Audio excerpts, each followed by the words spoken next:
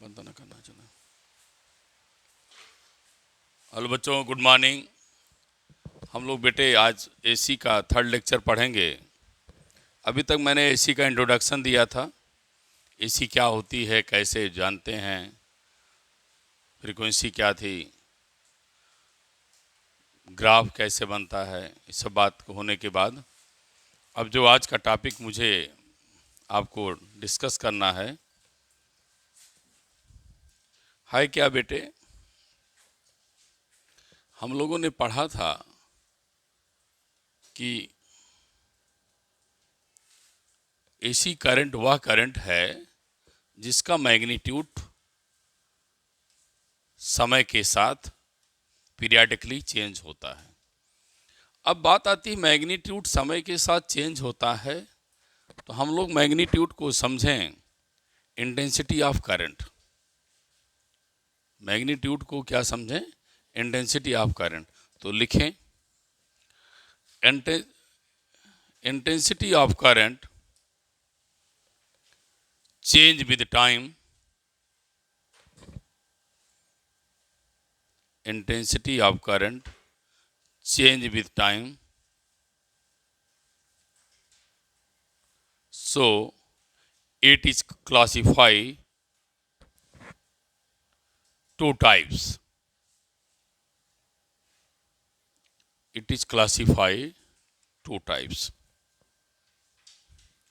पहला क्या है बेटे?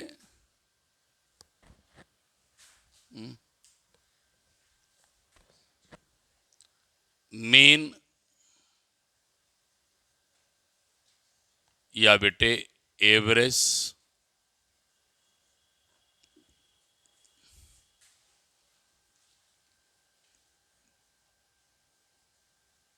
Value of AC.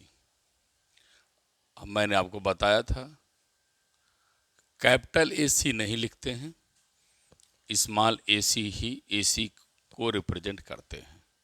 इसलिए मैं वही लिखा हूं जो आपको बताया हूं, गलतियां ना होने पाए। इसके बाद ये बात मैं बता चुका हूं, जब करंट फ्लो करती है during half cycle positive, opposite side negative, complete value zero. तो लिखें इसको N AC flow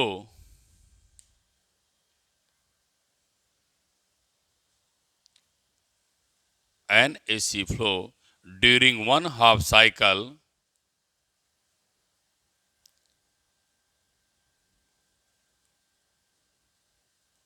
in one direction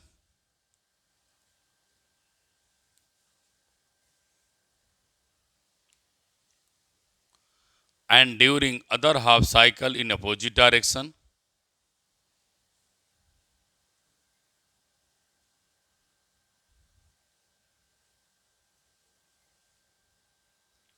Other half cycle in opposite direction. नीचे फिर पैरा चेंज करके लिखें for one complete cycle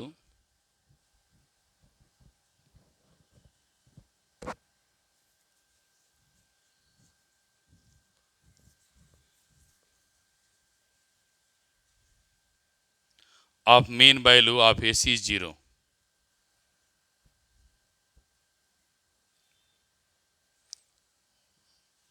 is zero. समझ गई हमारी बात? ये तो बेटा मैं पहले बता चुका हूँ, लेक्चर नंबर 2 में हम लोग डिस्कस कर चुके हैं कि वन हाफ साइकिल में वन डायरेक्शन, दूसरे हाफ साइकिल में opposite direction, complete value zero. अब मैं आगे क्या लिख रहा हूं, ध्यान दें इसको।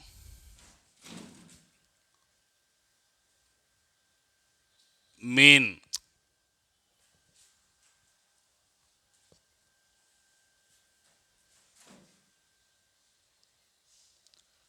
मीन वैल्यू ऑफ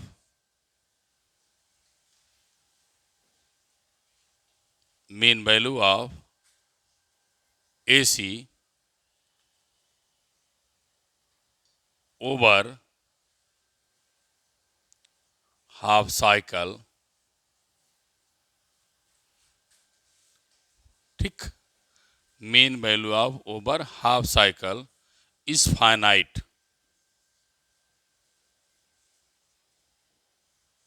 क्या क्वांटिटीज, इसकी वैल्यू क्या होती है बेटी? फिक्स होती है। आल्सो कॉल्ड, आल्सो कॉल्ड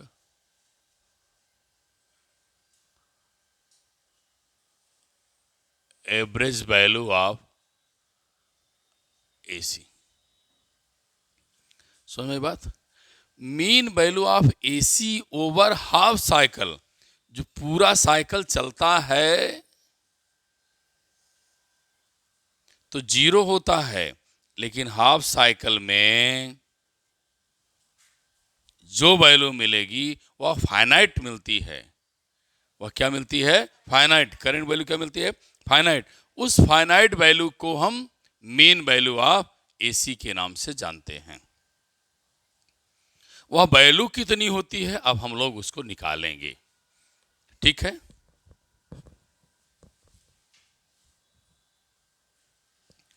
बेटे हाफ साइकिल में पॉजिटिव, अपोजिट हाफ साइकिल में नेगेटिव, कंप्लीट वैल्यू जीरो। हम हाफ साइकिल का निकालेंगे। कितनी जे क्यों निकालेंगे? मैंने कह दिया है हाफ साइकिल का फाइनाइट क्वांटिटी निश्चित मिलेगी। आइए बात करें। अब आप सुनिए मैं कैसे निकालूंगा बेटे, थोड़ा सा इसको समझना है। ये मीन लिख दिया, मैं आगे एक शब्द और लिख दिया Q अपॉन टी। बेटे मेरा ये कहीं किसी बुक में लिखा नहीं है, मैंने अपने एक्सपीरियंस से लिखा हूँ, इसलिए मैं इसको टिप्स से लिख देता हूँ। क्योंकि आप कोई बुक पढ़ें हमें कमेंट करें, उससे मैं बता दिया, मैं अपने एक्सपीरियंस से लिख रहा हूँ। जिस भी बच्चे को, जिस भी टीचर को लगता है नहीं गलत है तो उसको रिप्लाई नहीं करेगा। ये मेरे अपने ही सोच से बनाया है। फिर देखो बेटा, Q equal to I T time T, इतनी बातें मैंने टिप्स से लिख दिया है, मेरे बच्चों को समझ में आ जाए। अब बात आती है, ये चीज़ें आपको लिखी हुई बुक में मिलेंगी जो मैं अब लिख रहा हूँ, लेकिन मैं समझाना है अपने बच्चों को, हम अपने बच्चों को समझाएंगे कैसे, इसलिए मैंने इसको लाया है। बात करें, जब ये कंप्लीट साइकिल मिलता था तो जीरो था और ये क्या था? समय T/2। ये क्या था? T था। तो मुझे बेटे हाफ साइकिल में T/2 का ही तो चाहिए, हाफ साइकिल का T/2 ही चाहिए। तो अब क्या करेंगे बेटे? इंटीग्रेट करेंगे, जीरो से T/2 करेंगे। आई आपका ऐसे रहेगा, dt कर देंगे, क्योंकि मुझे पता है इस टाइम को छोटे छोटे पार्ट में तोड़ेंगे, वह पोर्शन क्या है? dt। वो पोर्शन क्या है? dt। अब टाइम की बात करेंगे, टाइम माने समय, वह समय क्या है? जीरो से T/2। इस फार्मूले को इस प्रकार से मैंने सजाया है। आप डायरेक्ट पढ़ने को पाएंगे, मैं डायरेक्ट नहीं बता रहा हूं। Q/T कर लिया, IT कर लिया, T means time, T means time, time half interval T/2, zero to T/2 half interval, I को मेजर करना है। उसके बाद I मीन की वैल्यू लिखेंगे। यहां पर आप वैल्यू रखिए जो हमने पढ़ाया है। I की वैल्यू क्या? I0 sine omega T dt। I की वैल्यू रख दिया क्या? I0 sine omega T dt। फिर आपका ये T/2 ऐसे पड़ा रहेगा, क्योंकि आपने पढ़ा है I equal to I0 sine omega T, उसकी वैल्यू रख दिया, पढ़ाया है ना। अब आइए आप आगे, फिर ओमेगा इक्वल टू 2π/T पढ़े हैं आप, और हम इसको omega upon pi equal to 2π/T लिख दें।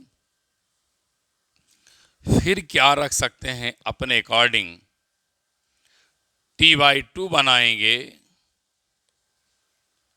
तो पाई अपान क्या मिलेगा, ओमेगा। तो T/2 के प्लेस पे पाई अपान ओमेगा रखेंगे तो ओमेगा अपान पाई यहां दे देगा। इसके T/2 को पाई अपान ओमेगा रिप्लेस करोगे तो कहां चला जाएगा, ऊपर। ऊपर आने दीजिए, मैं लिख रहा हूं ओमेगा अपान पाई बन जाएगा, I0 आपका बाहर हो जाएगा। मेरे बेटे समझें, इसकी वैल्यू लिखा क्या, पाई अपान ओमेगा, ओमेगा ऊपर चला जाएगा, ओमेगा अपान पाई, I0 भी बाहर हो गया। अब मेरे पास बचा क्या फिर, sine omega t d t बचा, ही बाहर हो गया। Sine omega t d t का integration minus cos omega t upon omega, ये भी आप ध्यान रखिएगा, 0 से T/2। आई मीन माइनस बाहर लिया, ओमेगा लिया, पाई लिया, I0 लिया, फिर ओमेगा लिया। अब आइए यहां पर सारी चीजें बाहर हो गई। कास ओमेगा की वैल्यू 2π/T, और टी की वैल्यू इससे रिप्लेस कराओ बेटा, T/2। फिर यहां रखोगे कास 0, पूरी वैल्यू कास 0 हो जाएगी। ये यहां पर आपको कैंसिल करेगा, ये यहां कैंसिल करेगा, ये कैंसिल करेगा। अब आइए आई मीन की बात करें, -1/पाई बचेगा यहां बेटे। कास पाई की वैल्यू -1, कास 0 वैल्यू 1 -1। I0 आपका ऐसे पड़ा हुआ है, इसको भी लिखिए।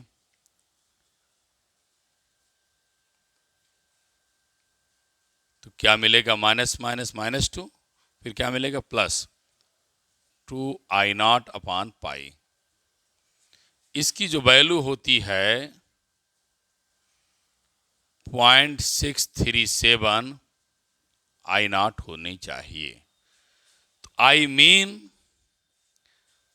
0.637 times of maximum value, maximum value की इतनी गुना पाई जानी चाहिए।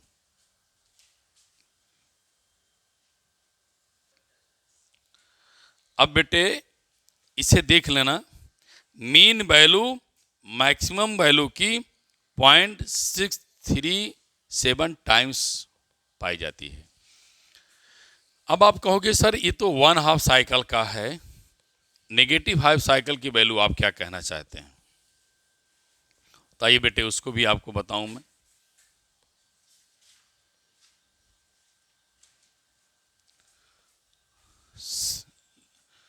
सिमिलरली नेगेटिव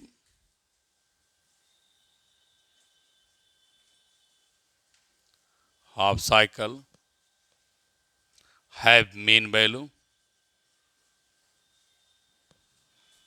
जो प्लस है बेटे यहां केवल माइनस लगेगा,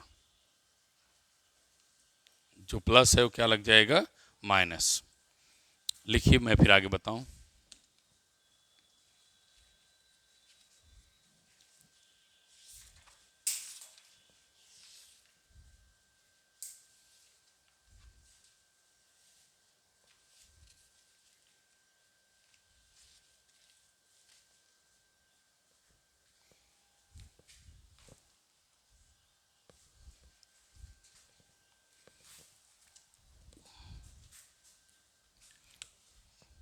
ठीक, अब तो करंट की बात हो गई। अब आइए इसको हम थोड़ा सा बेटे डिलीट करें, हटाएं, रेप करें तो आगे बताएं, बहुत सारा चीज बताना है अभी।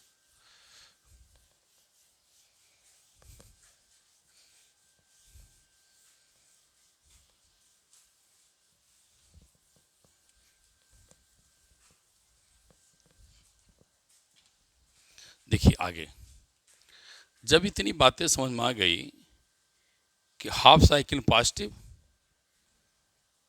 अदर हाफ में निगेटिव। तो वैल्यू ऑफ AC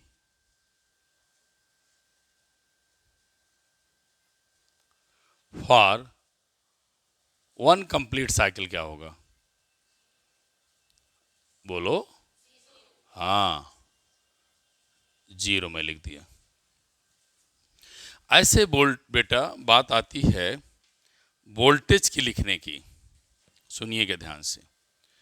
तो वोल्टेज में निकालेंगे तो फिर वैसे ही लिखेंगे, जहां I था वहां B कर देंगे। कोई बहुत बड़ा परिवर्तन नहीं करना है आपको। During half cycle again negative positive half cycle negative में बेटे -2B0/π यहां भी आप कर देंगे। ये आपको वोल्टेज के लिए भी फार्मूला मैंने बता दिया। वो करंट का था, क्या है वोल्टेज का। अब आगे जो बहुत ऊंची चीज पढ़ना है उसको देखिए, ग्राफ इसका कंप्लीट हो गया।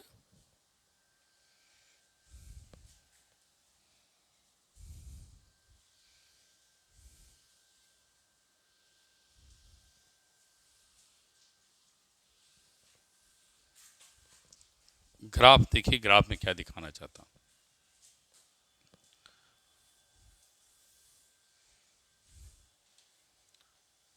मैं 3 ग्राफ बना रहा हूं। पहला ग्राफ तो आपका जाना पहचाना है कि बेटे अगर ये कंप्लीट साइकिल कर लिया, इसकी एवरेज वैल्यू क्या मिलेगी? नहीं, एवरेज वैल्यू नहीं, क्या बोला था? मीन वैल्यू ना। एवरेज वैल्यू भी कह दो ना, total average value 0। Complete cycle बात करें ना, कंप्लीट की भी एवरेज 0 होगी, आधी होगी तो 2I0/π। हाँ, तो कोई परेशान नहीं। अब देखिए पॉजिटिव भाग साइकिल है बेटा, फिगर को ध्यान सुनना। काफी आप बुकों को सर्च करेंगे तभी पाएंगे। देखिए ये हाफ साइकिल की बात हो रही है। ये हाफ साइकिल में ये वैल्यू कितनी थी बेटा? I0 थी। क्या थी? I0। अब यहां से आप एक लाइन बना देना और तब इस लाइन के ऊपर आप लिखेंगे एवरेज वैल्यू 2I0/π लिखेंगे। डॉटेड जाने दीजिए, ठीक। फिर ये आप डॉटेड जाने दीजिए। अब यह निगेटिव आ जाइए। फिर निगेटिव में बिटिया हमारी, बेटे हमारे सुने, -I0 हो जाएगा। फिर आप इसका मिडिल ले लीजिए, एवरेज वैल्यू क्या निकालिए? -2I0/π होगा। एक और आपके लिए सुंदर सा ग्राफ लेकर आया हूं। अगर कोई आपको ग्राफ दिया और साइडेड पोर्शन का जितना भाग इसने साइड किया है, इस भाग का, इस पोर्शन का बेटे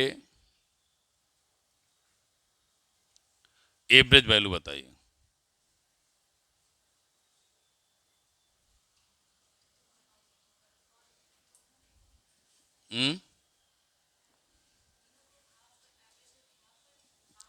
तो कितना आएगा?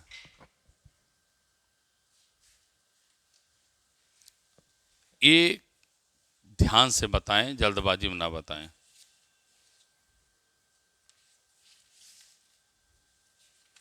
है?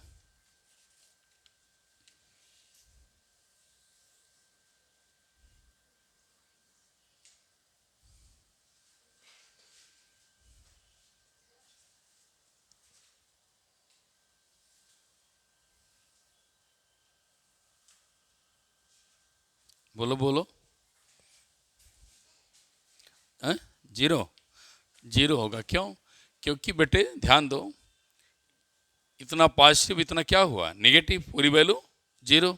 अगर हमने 50% कर दिया तो वैल्यू भी इसकी पॉजिटिव की 50% होगी और नेगेटिव की भी 50%, तो एवरेज वैल्यू क्या देगा?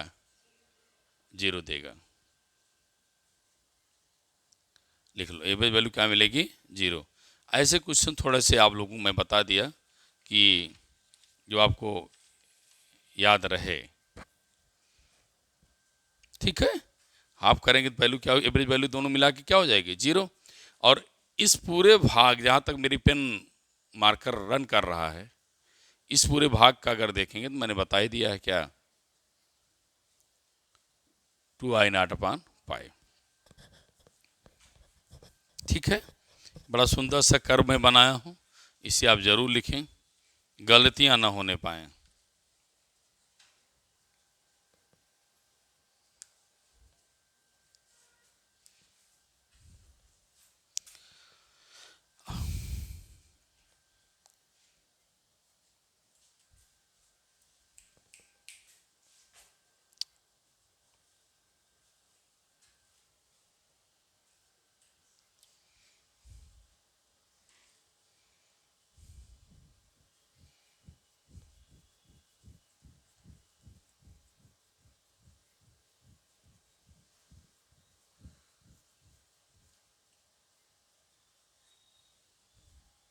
आगे बढ़े,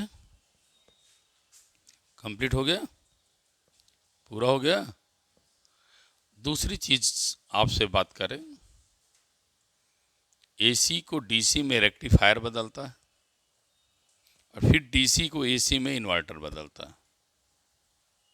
ठीक, और एक और लिख लो, AC converted into DC by rectifier, but DC converted AC by inverter।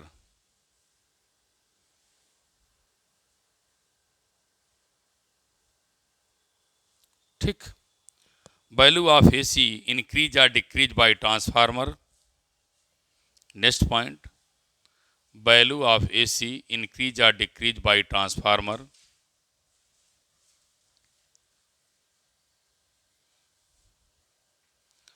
But DC can not be increase और decrease with help of transformer. Transformer की सहायता से DC को AC में नहीं बदला जा सकता है।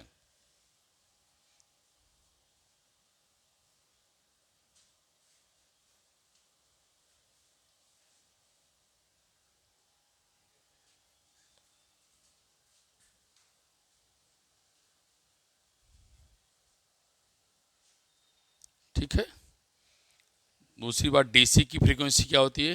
फिक्स होती है। अगला लिखो, डीसी हैव कांस्टेंट फ्रीक्वेंसी।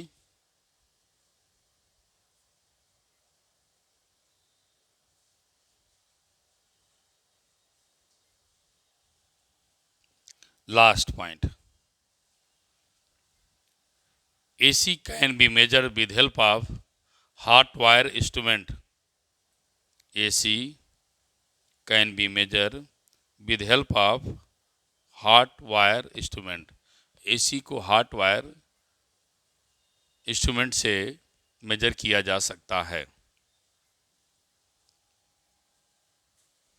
ठीक बेटे, इतनी बातें हमें आप लोगों को बताना था।